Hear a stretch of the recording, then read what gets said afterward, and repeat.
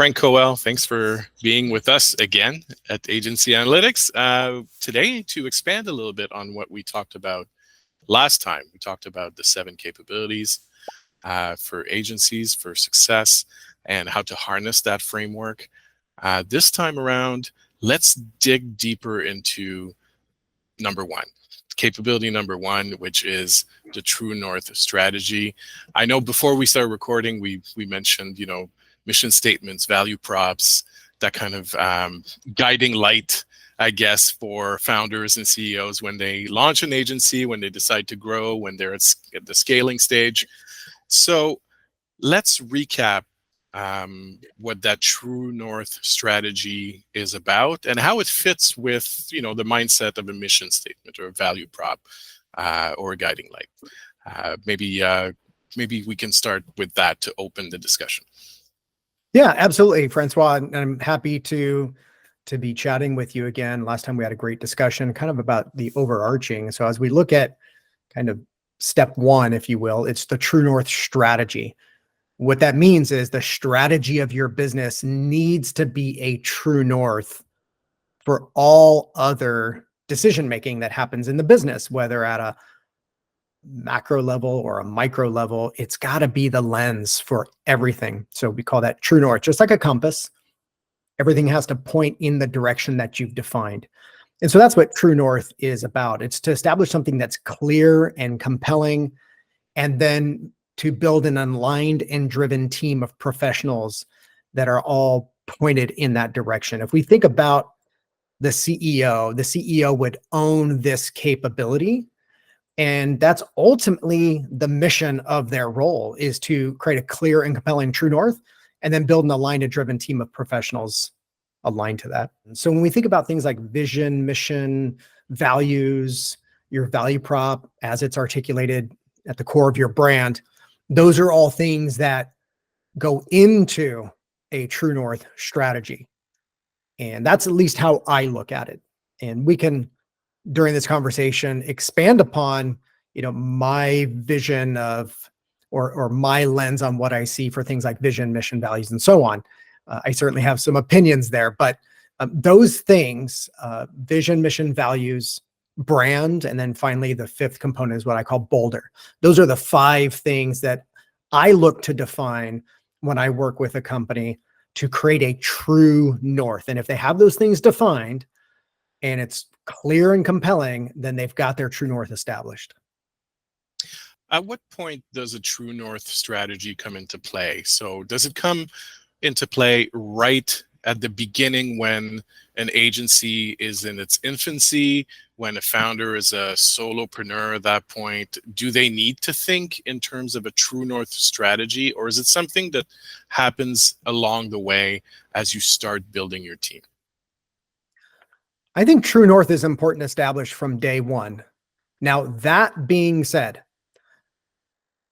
let's say we're talking with someone who's going to start a new firm, whether it's an agency or any business really, but let's just say they're going to start a new firm. I would encourage them to go through this True North exercise with the caveat that if they've yet to validate the problem that they're solving for a given marketplace, and then secondarily, they've yet to validate the product that solves that problem, then they just have to understand that True North will have to be shaped a bit after it's defined. If we think about firms that are later stage, they've proven they have something they can sell. They've proven they have clients. It's not relying on a founder to do it all. And they've got employees that are able to do this. So they've proven a business to a degree. Then we should be able to get the True North from that established pretty much without changing a whole lot. Now, that being said, once that gets put into play, we might see that the offering, the product itself might need to change a bit. So when those changes happen, we do need to reflect back to True North and see if there's any sharpening that needs to be done. So it's a bit yin and yang there. I like to say, in those businesses that are startups, you're going to define it and it likely will change quite a bit because it's mostly predicated on you being able to solve a problem for a given marketplace. So in a startup mode, you maybe haven't validated that. So you kind of have to get clear, make sure it's compelling. And then when you start to put things in play and you come up with a product that matches your strategy, you will validate, right? You will validate. And so that's why when I define a true north strategy for people, we don't define it down to the level of the product, the offering. What we're really focusing on is the problem that's being solved and the outcome that we aim to create. And so when I do this work with people, I ask them to divorce themselves from the services that they're used to delivering, just as a thought exercise. Just divorce yourself from that while we do this exercise, because when we define these things, I don't want it to be the lens of agency services or accounting services or whatever the product offering happens to be. I don't want it to be done through that lens. I want it to be done through the lens of, we know there's this market that has a goal. They're having this particular problem that's standing in the way. And if we can create a certain kind of transformation that, by the way, we're passionate about, that falls within the realm of a given industry, then we likely have the makings for a strong business strategy. Then we can go and inform product. Does that make sense? Yeah, it does. So if we take the example of an agency, for example, let's maybe take an example from your roster of clients or people that you've helped coach and kind of bring into the framework and get them to use, the 7 capabilities.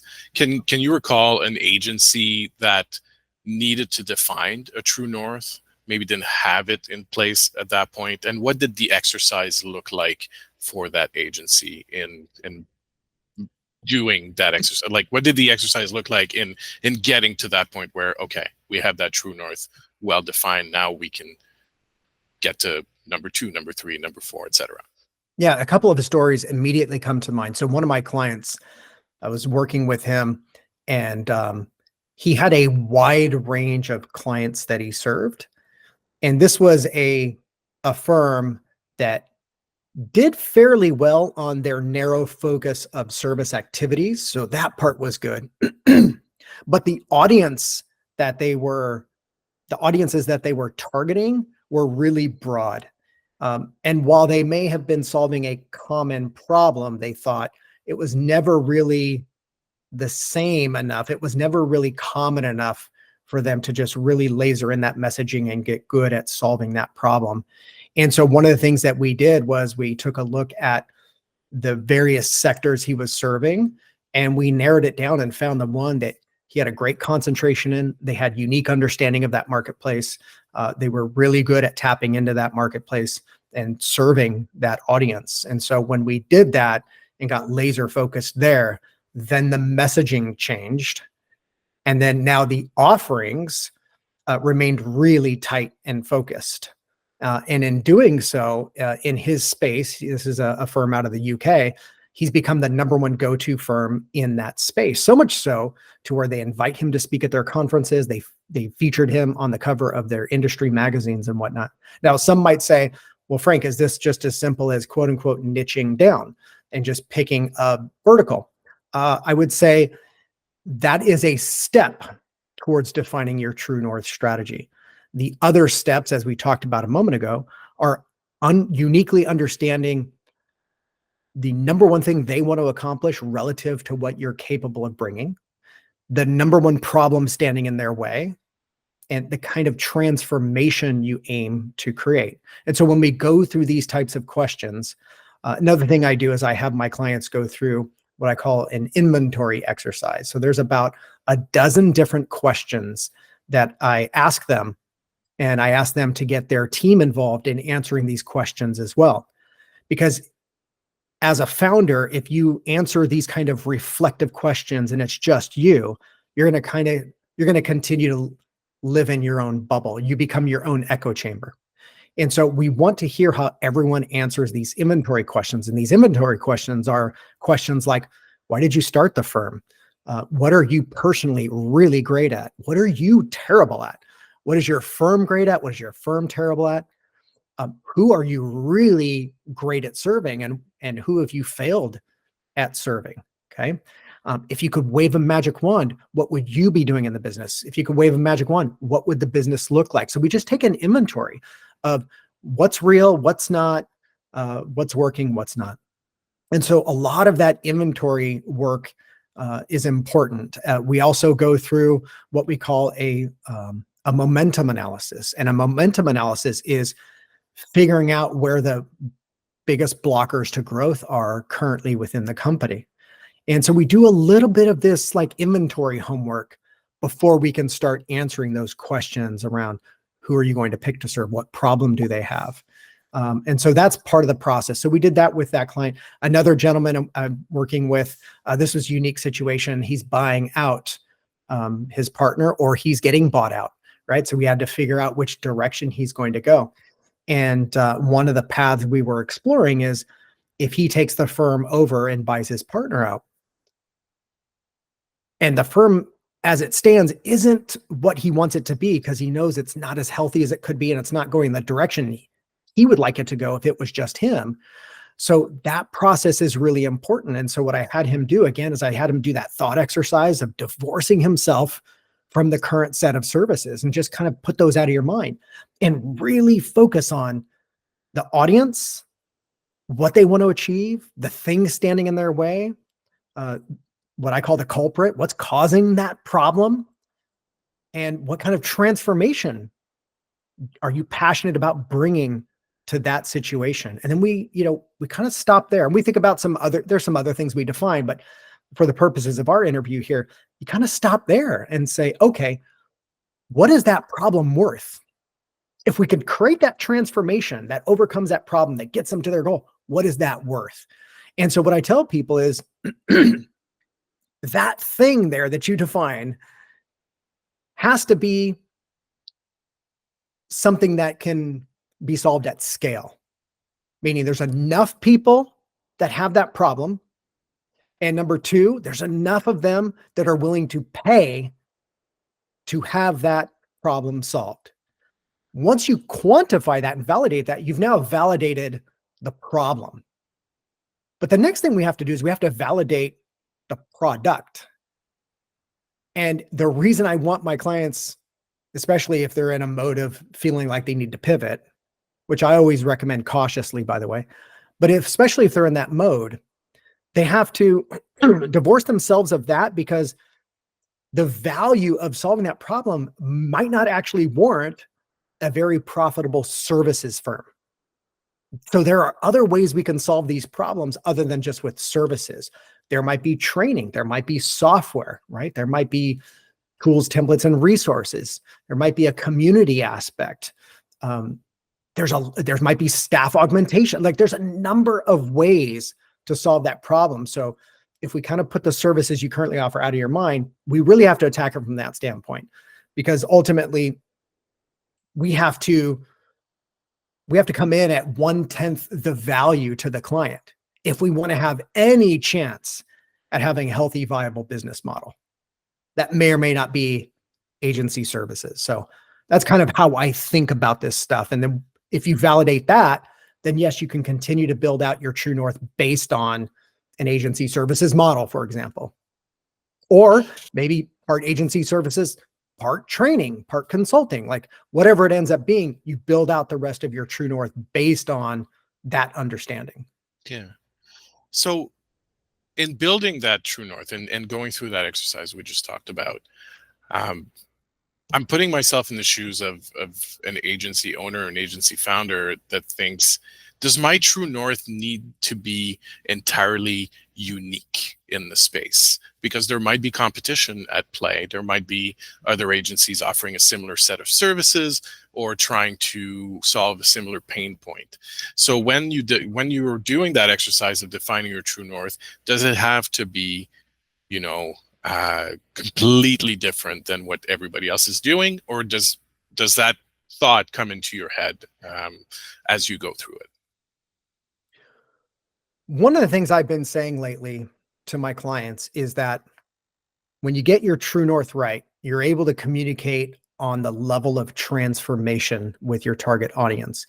And when you do that, even if you have competition at the services level, you kind of eliminate that competition when you communicate on the level of transformation.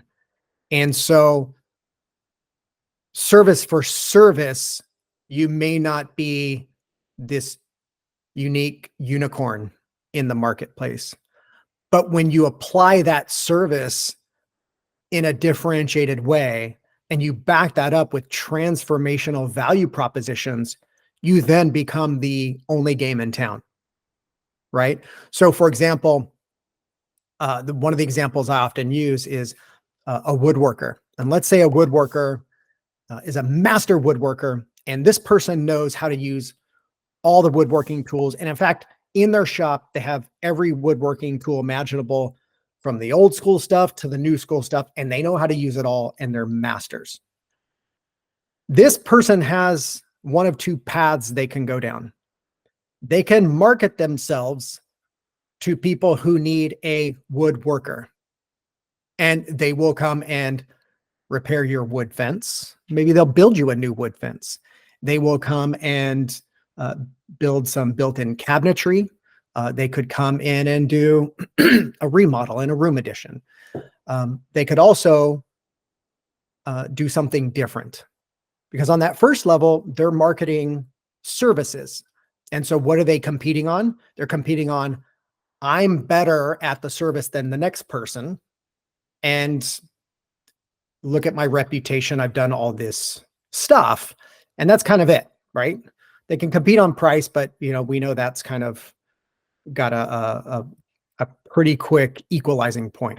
So they could do it that way, or they can communicate on the level of something really specific. So they can go into the marketplace and say, hey, I'm a master woodworker, and if you need help with a project related to wood, contact me, hire me.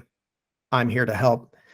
They could also say something different, and they could say, if you're looking for a conversational piece in your home that you could pass on to your children and will last for generations to come, then what I do is I make heirloom quality coffee tables that create that focal conversation point in your home that you're proud to have in your living room, and that your children will be proud to own when you're gone.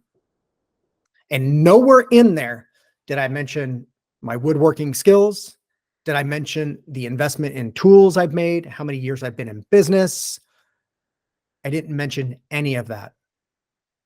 So for agencies, it's no different.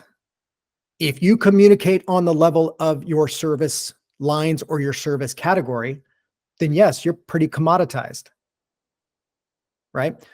And so what a lot of people do when they hear the initial advice is they will have that reaction. Oh, I just need to niche down. I'm like, well, kinda. But my response to that is, if you just say, hey, I'm a digital marketing firm for dentists, okay, that's better than just your digital marketing firm, but it's still pretty commoditized. Instead, what I want you to say is, for dentists that are looking to launch new offices in brand new markets, we have the dental marketing launch formula that ensures you're going to have booked patients within 30 days of opening, and your calendar will never be empty again. Nowhere in there did I say PPC and SEO and AI and any of that stuff. And so that's what I'm asking people to do. Because in that statement that I just made off the cuff, by the way, in that statement I made, we're addressing a specific audience that has a very specific goal they want to achieve. What's standing in their way? They're going to new markets that they know nothing about, and maybe they don't know anything about marketing. And what do you have? You have a transformation. They're going to have a system. They're going to have a digital, they're going to have a patient, a dental patient marketing system. And the impact is that, it creates a flood of new patients, within 30 days. And so that way you never have to worry about filling your appointment calendar ever again. Wow. So we talked about, the outcome and impact there. That's transformation. When we communicate on that level, all of our competition just kind of starts to fade away into the background. In fact, I tell my clients that I want you to nail this transformative value proposition and live it such that the service category of quote unquote agency kind of becomes irrelevant. When you communicate on that level, it really doesn't matter if you call yourself an agency or a boutique or a firm or a whatever.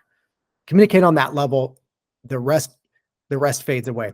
Because think about it this way. You can go into the marketplace and you can start to develop a reputation and awareness around the fact that you provide digital marketing services, let's say as an agency, or branding services, whatever it might be, whatever your service. You can develop a reputation around that, or you can develop a reputation around your outcome. Okay. It's going to take the same amount of work.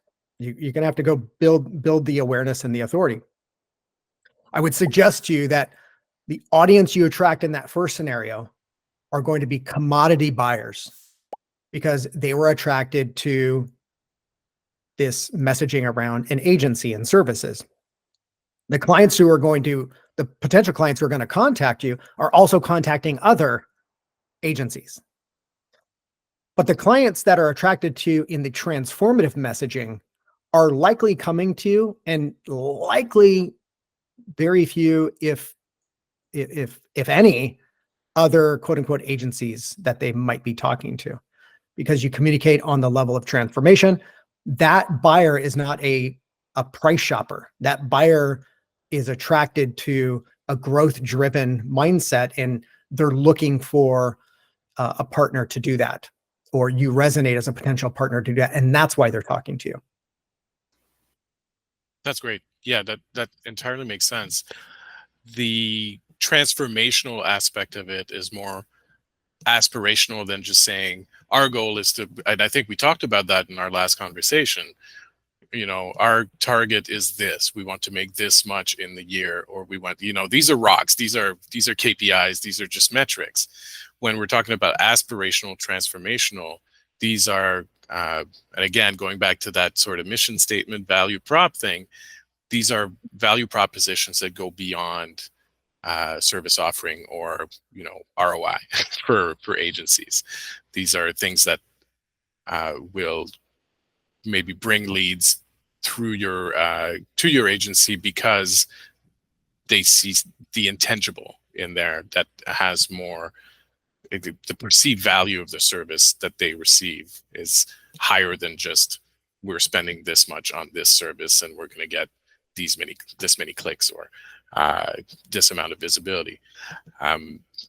One thing we mentioned last time, and I think you made that fairly clear, is that the CEO's job in that mindset, in the True North strategy mindset, is to set the business strategy and make sure that nobody gets on the team that doesn't align with that vision. So how do you do that, right? How do you set the tone for your company, for your agency, make sure that everybody's aligned, and make sure that you as a CEO stay aligned with that vision, because there's probably going to be some push and pull here and there, and that you're going to have to confront personally and professionally. So how do you set that?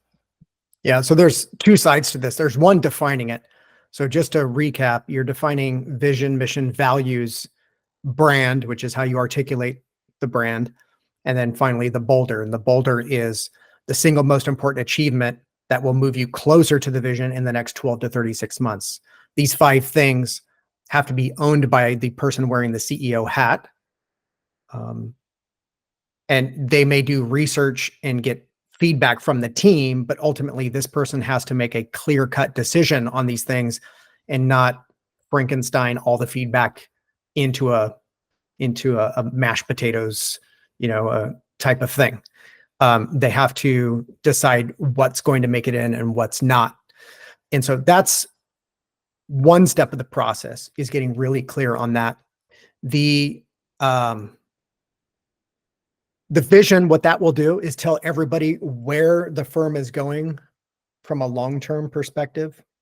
The mission is creating clarity around what the firm is doing today in its activities based on a particular client and transformation. The values define the kind of people required that are going to be able to fulfill that mission. And so those three are, if you think about the linkage there, where we're going, what we're doing today to get there, these are the kind of people that are able to execute on that mission. If we think about if we were to build a football team, we're going to look for very specific qualities. And oftentimes when people do these values exercises, they come up with a lot of warm, fuzzy, feel-good kind of things. And we want friendly work cultures. We want, a lot of those attributes that we feel are quality attributes that we want our people to exhibit. I would suggest, though, the things like integrity and all of those things that oftentimes people put in values, those are kind of like table stakes. Like, you kind of have to have those. But I like to think of like, what are the unique combination of values such that when you put it together, you have a unique individual. And if we're trying, as a football team, if we're trying to win the Super Bowl, those values would look very, when taken together, that would create a very distinct kind of person. You're trying to do the same thing with your organization. Where are we going? What's the mission today and in the near future to take us in that long-term direction? What kind of people do we need to gather that are capable of achieving that mission that will take us to the vision? Okay. So those are really important to define. So let's talk about in terms of the people part, right? The brand and Boulder are important to other aspects of the business and communicating in the marketplace and, strategic projects that the CEO wants to drive. But those first three are really important to answer what you asked about the people on the team and how do you ensure that that stays aligned. So one part is defining it. The second part is, which now starts to come out of True North and goes into other areas of execution, but it's how you go about hiring. Okay.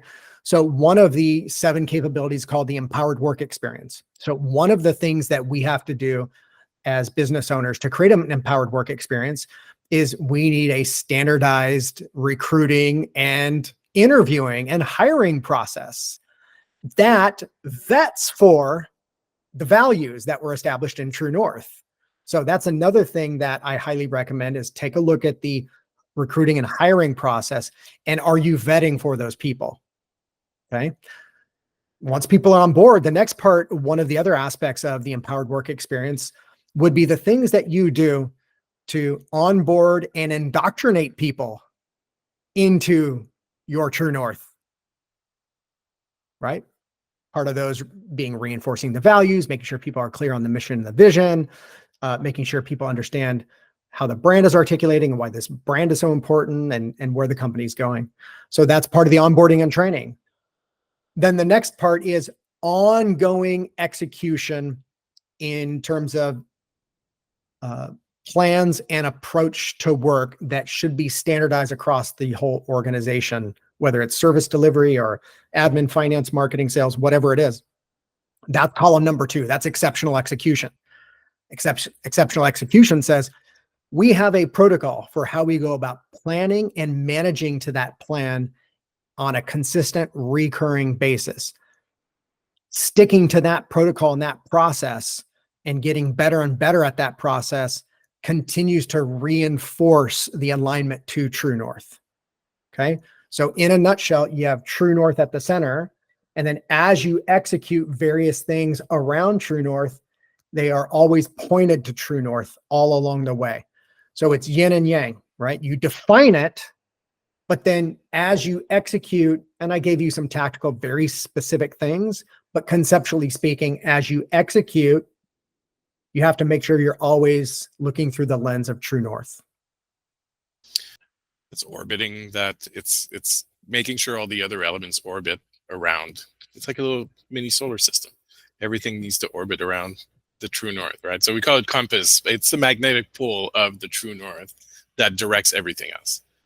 Correct. Yeah. Think about like a globe, right? Like if north is on top, like everything around it is going to point up there. Exactly. Right. And that's essentially what we're saying with our execution is the way you make sure that you maintain that team of aligned, driven professionals is that all your execution has to reflect back on that. So part of the process is column 2, which is exceptional execution.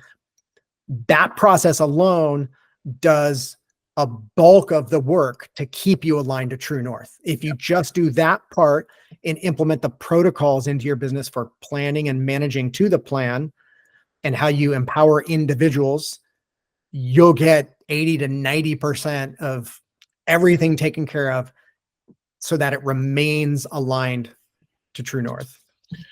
One thing we talked about last time was the role of the founder in making themselves redundant in a way. They have that vision, but they need to equip themselves with, and we talked about people, with people that can do the things that they know how to do better than they know how to do it.